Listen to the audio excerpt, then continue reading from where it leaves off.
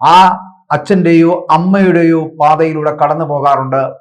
അത് പൊതുപ്രവർത്തകനാകുന്നതിന് വേണ്ടിയിട്ടോ സാമൂഹ്യ ബോധത്തോടു കൂടിയുള്ളവനായതുകൊണ്ടോ അല്ലെങ്കിൽ രാഷ്ട്രീയ പാരമ്പര്യം നിലനിർത്തുന്നതിന് വേണ്ടിയിട്ടോ ആയിരിക്കാം.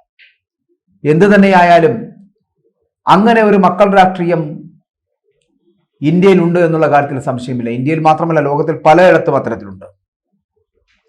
അത് അംഗീകരിക്കുന്നവർക്ക് അംഗീകരിക്കാം, അല്ലാത്തവർക്ക് അത് തിരസ്കരിക്കാം. രാഹുൽ ഗാന്ധിയെയും പ്രിയങ്ക ഗാന്ധിയെയും സോണിയെയും രാജീവിനെയും ഇന്ദിരയെയും നെഹ്റുവിനെയും ഒന്നും സ്വീകരിക്കാൻ കഴിയുന്നില്ല എന്നുള്ളതാണ് ശശി തരൂരിന്റെ പ്രശ്നമെങ്കിൽ അദ്ദേഹത്തിന് അത് തുറന്നു പറഞ്ഞ് ആ പാർട്ടിയിൽ നിന്ന് വേണമെങ്കിൽ പുറത്തേക്ക് പോകാം. കുടുംബാധിപത്യമാണ് ആ പാർട്ടിയിൽ നടക്കുന്നത് എന്നുള്ള കാര്യത്തിൽ സംശയമില്ല. 100% ശരിയാണ്.